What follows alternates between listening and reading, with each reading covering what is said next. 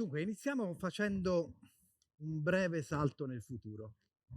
Non un futuro qualsiasi, ma il futuro immaginato dal film Ready Player One di Steven Spielberg, qualcuno l'avrà visto. Un futuro distopico, tanto per cambiare. Perché distopico? Perché in questo 2045, a causa di una crisi energetica, le persone stanno male e allora si rifugiano in un mondo virtuale dove hanno la maggior parte delle loro relazioni, dove fanno la maggior parte delle loro cose. Quindi smettono di vivere nel mondo reale e iniziano a vivere in questo mondo virtuale. Adesso torniamo al 2021, cioè torniamo al presente. È diventato un brutto posto anche il presente, soprattutto nell'ultimo anno, no? A causa della pandemia. E allora la maggior parte delle nostre relazioni si sono svolte nella sfera del virtuale. Ora un po' meno, speriamo che continui a migliorare, però sappiamo tutti di quello che sto parlando. Ovviamente parlo di una sfera del virtuale che è molto diversa da quella che abbiamo visto nel film di Spielberg. Anzi, non parliamo neanche di virtuale. La parola che usiamo è distanza. Lavoro a distanza, scuola a distanza. E certo, siamo tutti ben contenti che le tecnologie ci abbiano permesso di fare tutta una serie di cose a distanza. Basterebbe solo immaginarsi cosa sarebbe stata una pandemia 20 o 30 anni fa senza internet, no? Però dopo un anno e mezzo la presenza ci comincia a mancare, ecco. Siamo tutti ben contenti di fare un po' di cose in presenza. I più contenti di tutti sono le persone che hanno a che fare con la scuola. Questo è un grafico di un'indagine che è stata fatta dal mio istituto Indire e che mostra la qualità percepita della didattica a distanza da parte degli insegnanti. Ora non c'è da capire cosa sono tutte quelle barrette, ci basta vedere in che verso vanno, cioè verso il basso. Quasi tutte le dimensioni degli apprendimento sono peggiorate nella didattica a distanza nell'opinione dei docenti, tranne una, quella verde che va in su e che è l'autonomia e la responsabilità degli studenti. Quella è migliorata, tutto il resto è peggiorato e non di poco. Quindi l'opinione comune è che la didattica debba essere fatta in un luogo fisico, perché la didattica in un luogo fisico, la didattica in presenza, è migliore di quella a distanza. E non solo la didattica, perché quante volte sentiamo dire i ragazzi stanno troppo su internet, bisognerebbe che uscissero di più, perché si dedicassero in questo modo alle relazioni vere. E qui bisogna chiedersi però, come mai le relazioni a distanza sono meno vere? Anzi, cosa si intende per relazioni vere? Forse si vuole dire che la presenza è forse il medium più potente che c'è e che tutto il resto è una versione, è e continuerà a essere una versione degradata delle relazioni in presenza. Ora, per rispondere a queste domande io vorrei tornare un attimino nel futuro, in quel 2045, descritto dal film Ready Player One, però questa volta non il film, il libro da cui il film è stato tratto, perché nel libro c'è un capitolo che descrive una normale mattinata in classe di un adolescente che va a scuola.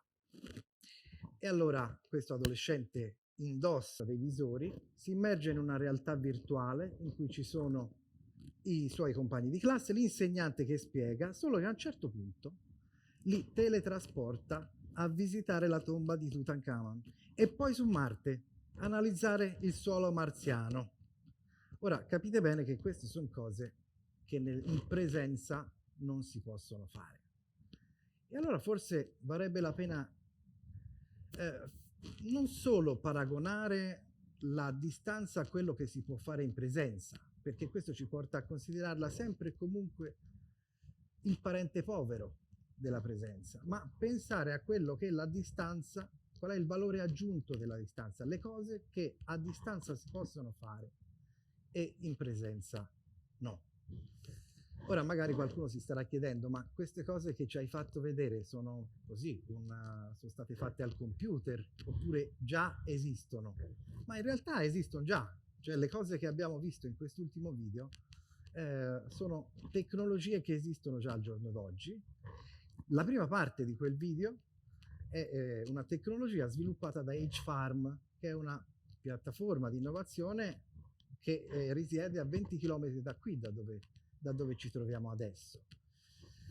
Però facciamo degli esempi anche meno futuristici. In realtà delle scuole a distanza esistono già da qualche anno. Eccone una, per esempio. Si tratta di un'università in cui i corsi si frequentano da remoto. Sono corsi che non esisterebbero nella tua città, anzi, in molti casi non esistono neppure in Italia. Quindi, se uno li volesse frequentare in presenza, dovrebbe trasferirsi all'estero, che non è una brutta cosa, però se hai i mezzi economici per farlo, perché altrimenti le cose si complicano un bel po', no? E allora poter frequentare un corso a distanza significa poter frequentare delle università, e non solo, lo vedremo, che altrimenti non potresti frequentare.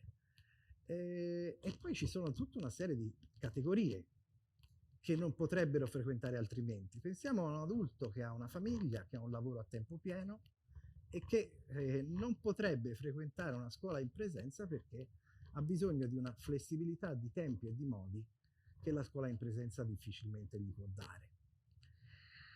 Facciamo anche degli altri esempi, perché ad esempio, non so se lo sapete, ma in Italia non solo, ci sono una serie di piccoli centri abitati, semi-isolati, pensiamo alle piccole isole o anche a dei centri montani, ecco, questo è un esempio.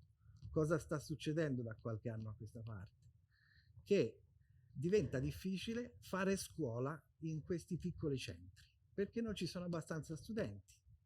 E allora la scuola va in crisi, le famiglie si spostano e il motivo, la causa è soprattutto la scuola, perché vanno dove la scuola c'è. Negli ultimi anni i governi che si sono succeduti hanno investito tanto sul ripopolamento di questi piccoli centri e questo passa soprattutto dalla scuola, perché è chiaro che se un bambino non riesce a fare scuola difficilmente potrà vivere in questi piccoli centri.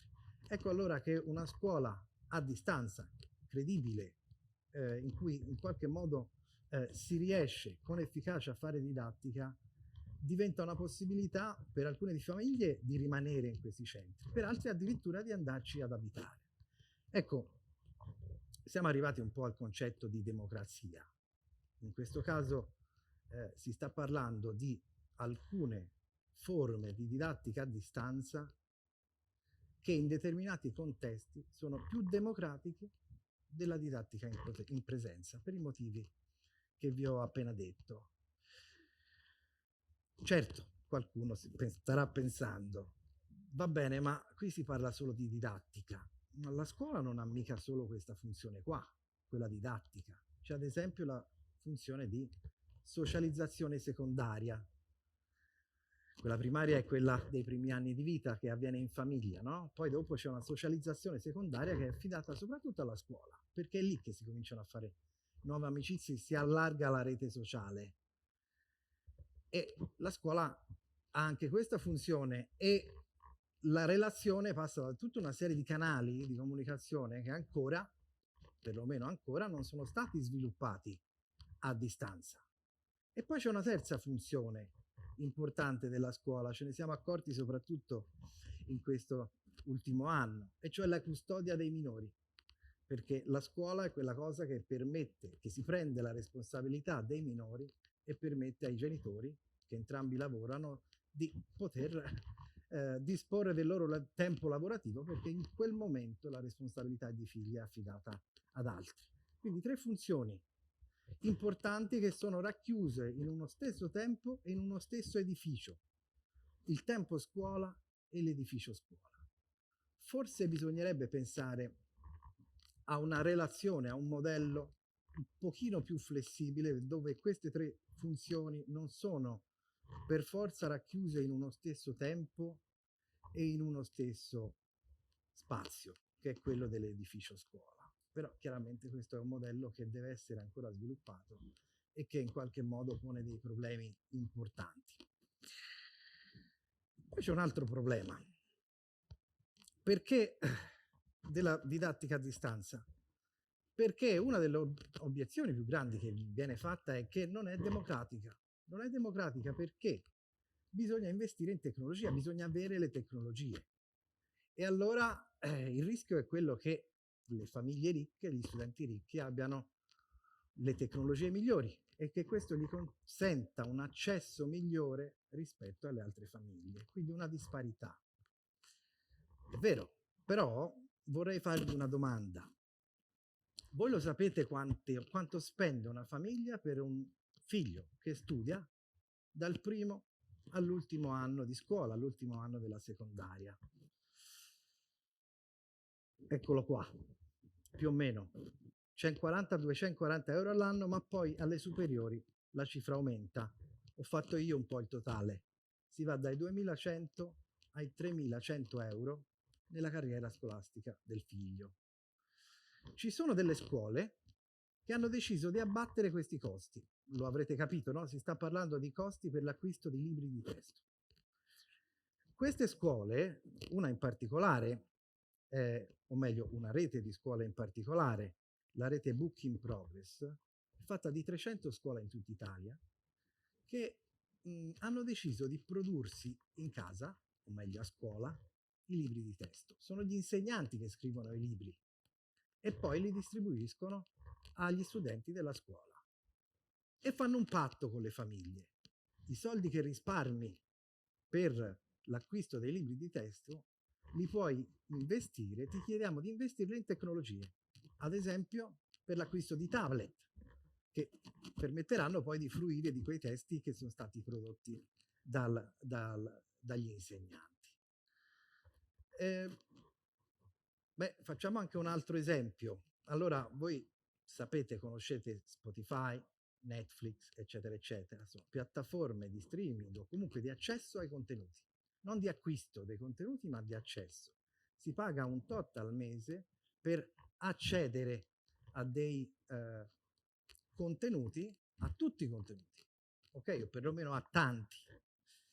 Ecco, voi provate a immaginare se gli editori scolastici si mettessero d'accordo su un modello commerciale che prevede, facciamo un esempio, un accesso per ogni studente a una cifra che potrebbe essere verosimilmente questa, non ad alcuni libri di testo, i cosiddetti libri in adozione. Voi lo sapete, no? L'insegnante adotta un testo ed è quello che gli studenti acquistano. Non solo a quei libri lì, non solo ad un libro di matematica o di fisica, ma a tutti o a gran parte dei libri. Questo vorrebbe dire ristrutturare un po' l'accesso alla conoscenza scolastica, poter studiare su una quantità di fonti molto più ampia. Ecco, diciamo che arrivati a questo punto mi sto chiedendo se noi, soprattutto in questo ultimo anno, ci siamo fatti la domanda sbagliata. Perché la domanda che si è sentito ai giornali, ai telegiornali, nei dibattiti è quanto la scuola a distanza, la didattica a distanza riuscisse a essere all'altezza di quella in presenza, quanto non riesce a fare, quanto fa male, quanto non sta facendo la didattica a distanza. Forse bisognerebbe ribaltare la domanda. Forse la domanda vera da chiedersi è questa: cos'è che la scuola in presenza non sta facendo? O sta facendo poco? O sta facendo male? Ecco, se fosse questa la domanda, allora forse scopriremmo che la scuola così come l'abbiamo sempre conosciuta non è la scuola migliore, non è la scuola più democratica.